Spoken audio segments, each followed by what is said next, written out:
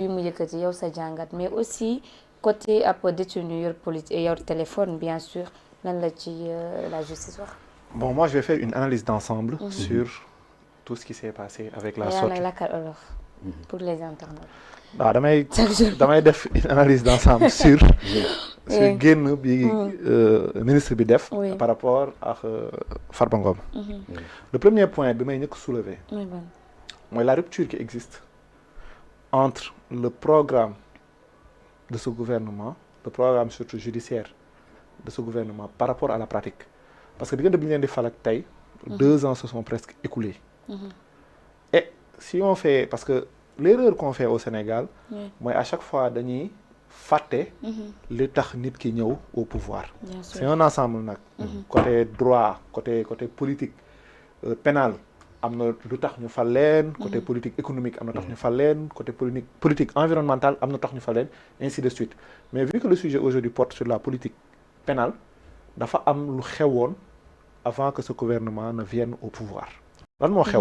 Oui, mooy lan moo xew? Diggante, si on part un peu plus loin, quand Abdoulaye Wade il est venu, dafa wax dafay def ay réformes sur la politique pénale, sur la politique de procédure également pénale. Et on a vu que assise bu mu amee ba léegi appliqué wu ko. En 2012, la même chose s'est passée. Macky Sall aussi a initié des réformes, mais gis nañ ne après da ko classé. Et aujourd'hui, qu'est-ce qui s'est passé? En 2024, des mêmes assises sur la politique pénale dafa judduwaat. Assises yi bu ñu judduwee ñu gis ne li xewoon diggante 2020, bon un peu plus loin sax, mais diggante 2020 ba 2024 dañoo gis des défaillances de notre politique pénale. Parmi ces défaillances, les détentions de longue durée da ci bokk. C'est-à-dire le fait que nit ki dañ lay jàpp tëj la doog a dem wuti ay preuves si duñ la jàppee. Bien sûr. Loolu ñu jàpp ne ça va à l'encontre de la présomption d'innocence.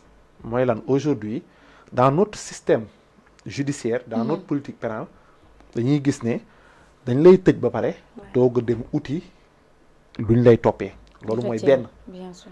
Deuxièmement, mooy ban. ñu gis ne tamit parquet moo ëpp doole le magistrat de siège. Loolu muy ñaar. Et ce sont des causes yoo xam ne ou des problèmes ou des défaillances de notre système yoo xam ne tey le gouvernement qui est là à l'époque les membres de ce gouvernement étaient victimes de cette défaillance. te d'ailleurs waxoon nañ ne suñ ñëwee dinañ wàññi effectivement il y a eu des assises de la justice il y a eu des assises de la justice en juin 2024. oui voilà. Oui. Abdoulaye Wade defoon na ko. Effectivement mosu ko validé. Oui. Macky Sall def na ko validé. On attend toujours les conclusions. Oui. Non, ils ont eu des recommandations, il y en a eu 9. Oui. Mais ba léegi L'application pose problème.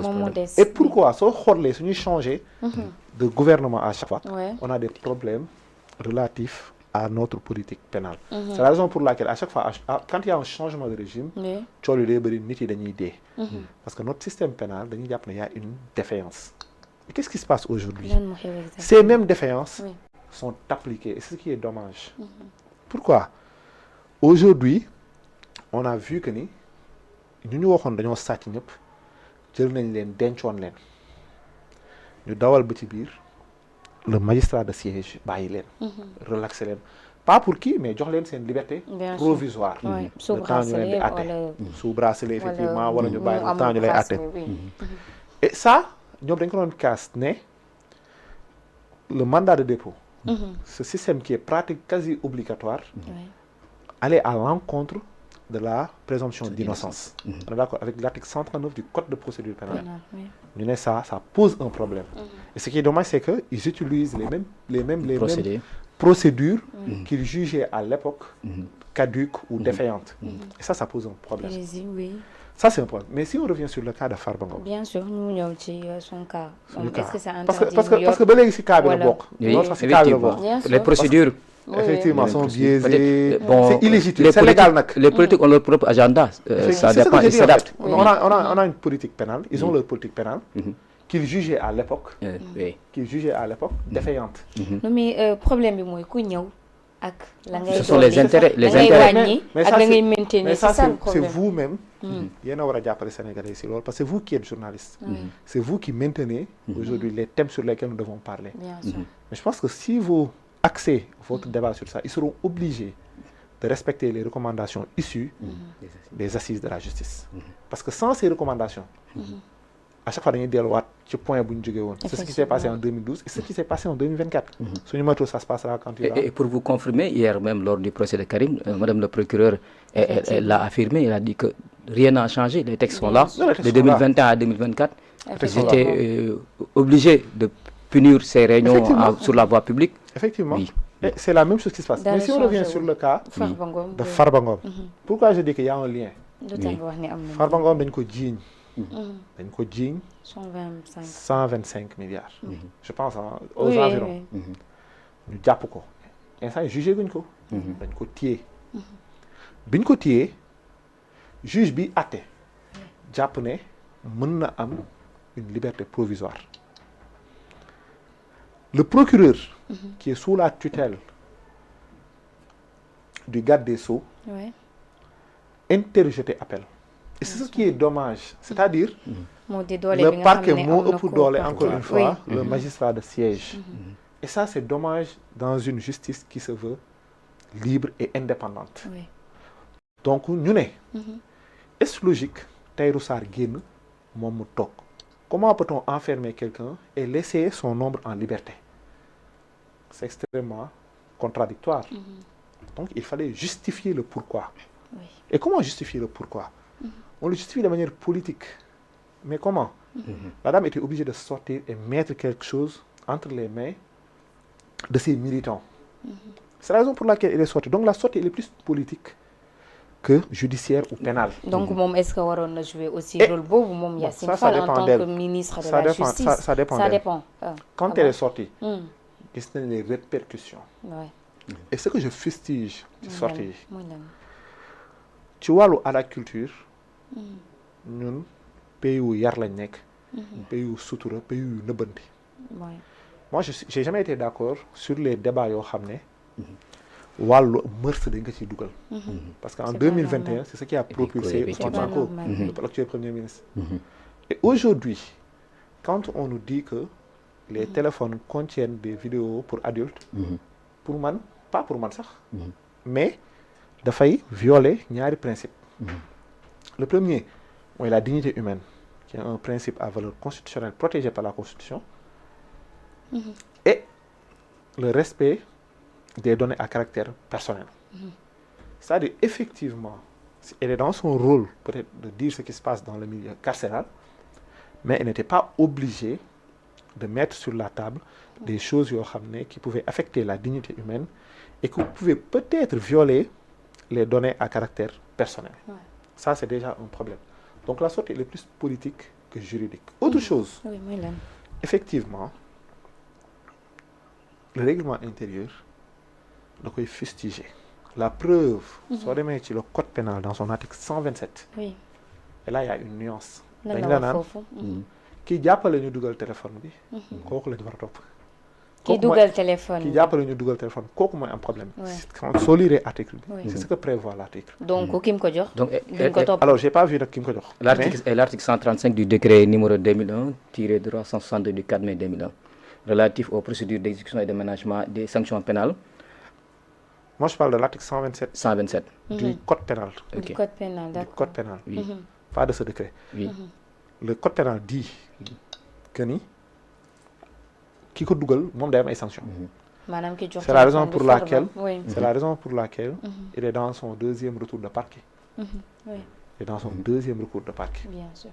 Mais pour vous dire que ni la sortie elle est plus politique que pénale ou peut-être judiciaire. Le ministre de la Justice wax na ba tëj. te jëmalewul sanction yu am ci système pénitentiaire bi. te surtout loolu aussi am nañu ci interroger wu. parce que loolu day wane ne discours bi yëpp je pense que Yacine 45 minutes 46 yooyu la wax mais ba tey doo dégg sanction. Et pourtant voilà. quand tu regardes le code pénal effectivement il y a des sanctions pour cette personne. loolu noonu yëpp nag soo ko boolee il y a un problème qui se pose sur les procédures. Parce qu'effectivement à chaque fois quand il y a un nouveau dossier, il faut la levée de l'immunité parlementaire. Bien sûr. C'est la raison pour laquelle le procureur waxagul dara ci dossier bi. Mais dans un ensemble, li yëpp lu ko indi mooy au bout de 2 ans Sénégal dafa taxaw. Ouais. Et il faut créer des dossiers pour faire oublier aux gens le problème économique du pays. Parce que le problème, il n'est pas un problème Madame, c'est pour masquer des faiblesses. Pour masquer les défaillances économiques. Parce que les Sénégalais agonisent actuellement. Les Sénégalais ont faim. Les Sénégalais ont sonn. Mais maintenant, vu qu'il n'y a pas une politique économique qui a été mise en place aujourd'hui pour créer un système qui permet de créer de la richesse, ils sont obligés de mettre quelque chose sur la table pour faire les sensations, de faire les émotions et tout. Et tout ça, c'est pour masquer ce problème. Autre chose aussi, nous allons vers des élections locales. Maintenir des gens comme Farba, comme Mansour Faye, comme Moustapha Diop, permet peut-être, si c'est un entendement, pour se placer dans ces zones. Et ça, c'est très dangereux. C'est extrêmement dangereux. Parce qu'ils utilisent le système qui est dénoncé pour les locales. Yi nga xamné ñum lañu wara dem. Amna leneen lo xamné aussi bëggon na ci ñëw mu di participation procureur ci conférence de presse bi parce que yaa ngi wax né c'est politique.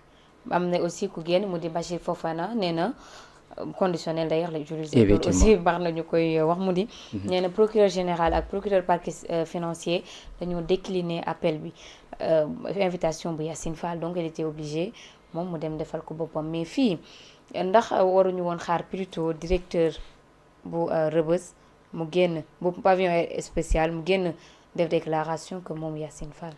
Non mais donc, déjà je ne suis pas sûr parce que il a utilisé le conditionnel. Non, mais il a utilisé le conditionnel. D'accord.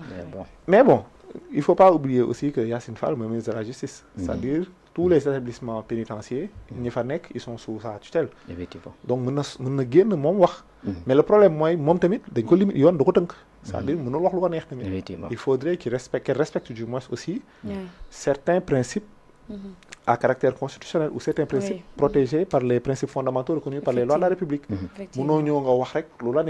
Par exemple, la dignité humaine d'une personne est à respecter parce que c'est un principe à valeur constitutionnelle.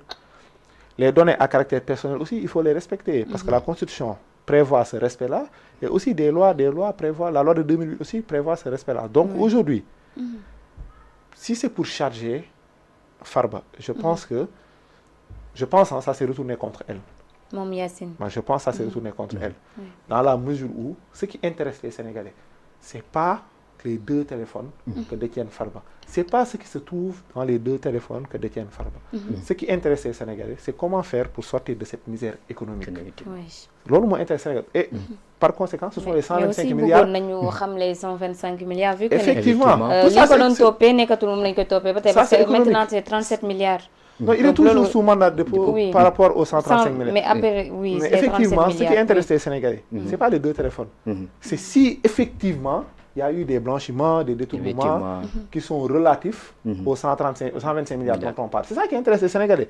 S'ils n'arrivent pas à récupérer les 125 milliards, soit ces accusations ne sont pas vraies, soit peut-être, comme nous l'avons dit, il y a aujourd'hui un sentiment